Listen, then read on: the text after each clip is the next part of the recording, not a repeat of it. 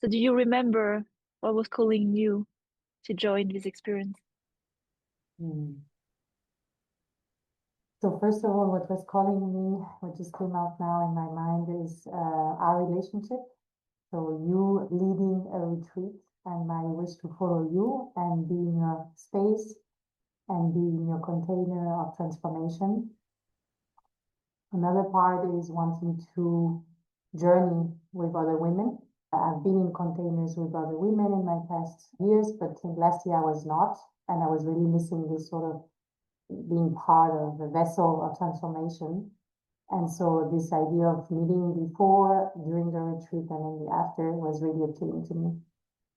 And the theme as well, because I consider myself quite not so young or not so fiery oriented person. And so the fire element in me is maybe underdeveloped. And so then this aspect of bringing this more into my life was really appealing. And participating at a retreat was my first one. And so the big appeal was also to travel to another country, take a lot of time for me to take care of myself, go deeper into topics that are maybe not only in my day-to-day life. I don't have the opportunity to do that with my kids and my job, and really offer this as well for all the efforts that have been going on as a mom, solo mom of 2 kids, and having multiple job activities. I carry a lot in my day-to-day life, and so was also a way to receive. So it was really gifting myself this time in this space.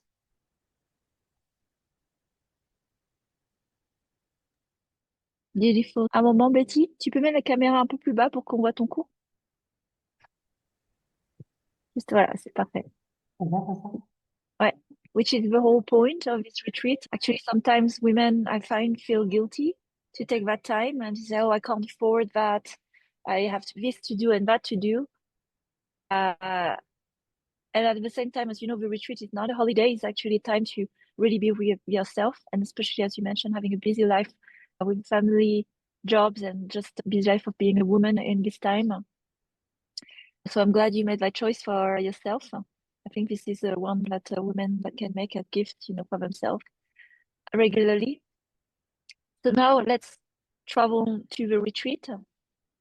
So as per the theme, we had fire activation very present, soul voice activation, which you were familiar with, a level deeper, body, shame, release, also the container. What stays with you the most now after the retreat, the most marking moments, when you close your eyes and you remember? On est d'accord que je peux parler de ce qui s'est passé? Bien sûr. Ouais. So I would say the most memorable moment is the last session of the retreat on Sunday evening. We had a cacao ceremony, and I wouldn't say that it was only this. It was basically the whole 4 days that led to this, and even before.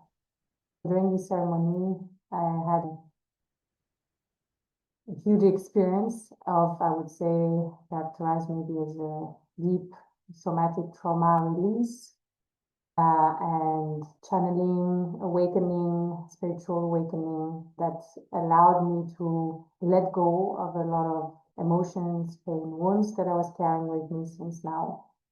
And thanks to the support of you and all the women that were there, and Sophia also was leading the session, I was able to go through this experience and come out of it in a extremely transformative way. And this led me to feel completely transformed. I felt reborn after this experience. I felt as if I was speaking my truth for the first time in my life, and as if that was a new version of me without the weight of wounds and trauma that was holding me back.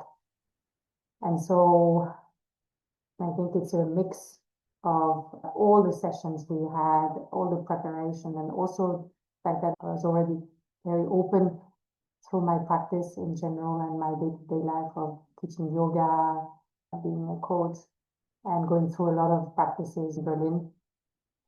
I feel I arrived there, and with the support of the sisterhood, with the support of all these women, and feeling safe, it was really what enabled this to be unlocked. And so I come out of it completely transformed and renewed. And yeah, I wish for everyone to be able to go through such a transformative experience, because it's life-changing. I'm so glad that you could unblock, like you talk about life transformation, something that was holding you back. And I can see also the light now around you. And, maybe that cloud that was there and blocking you. If you had to describe in a few words, like really anchor to the portrait of who Betty was before the fire gathering and as she walked through fire, who is she after this experience? So the Betty before, she was keeping herself small. She was not believing in herself and in her gifts. And she was carrying a lot of fears. And the Betty after feels confident, more in her center and more in her body. And she's more trusting that things will unfold naturally. And she's also seeing much more and understanding much more of life. So as if there was a smaller version of Betty, and then the version that came out after the fire was expanded. I'm so happy for you. And this you can't buy at the supermarket, right? This kind of transformation. So what are the changes in your life to go on that new journey era of Betty, the bigger Betty? Mm. So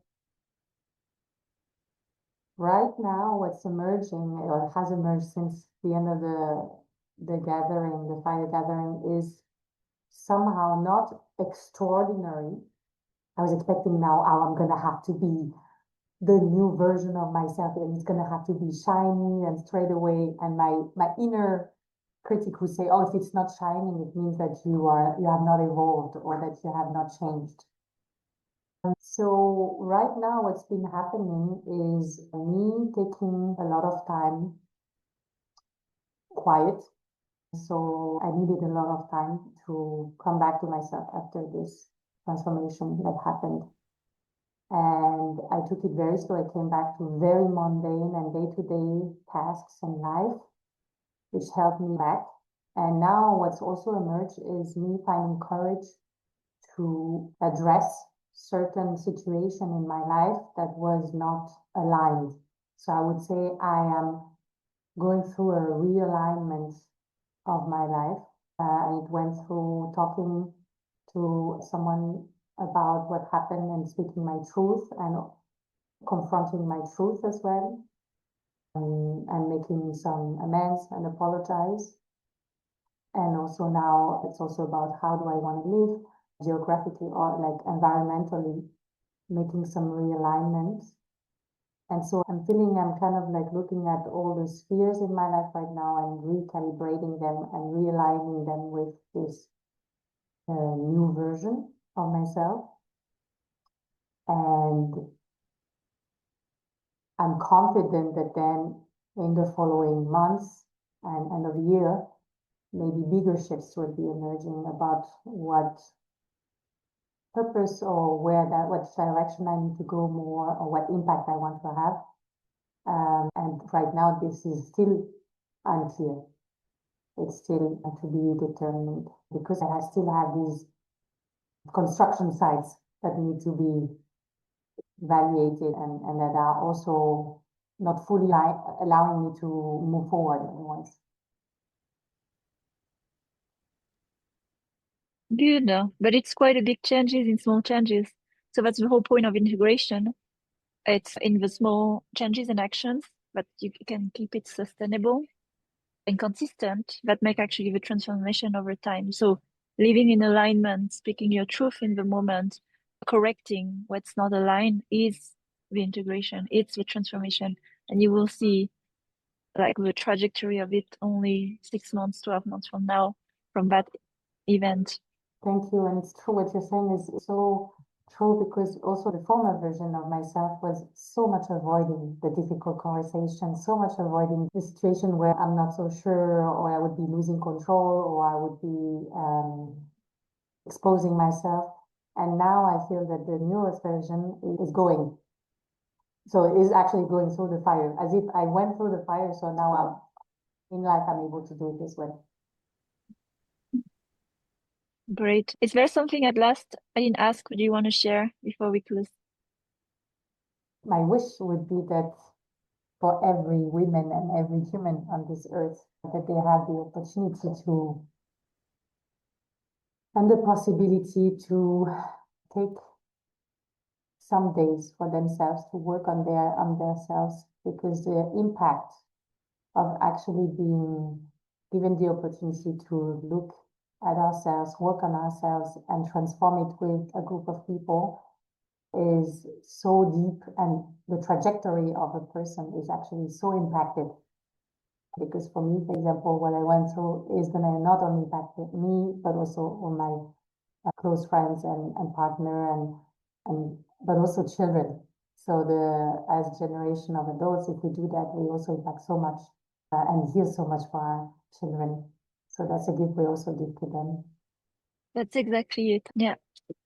Healing families, systems, societies, and culture. Yes. Beautiful. Thank you, Betty. Thank you for your trust.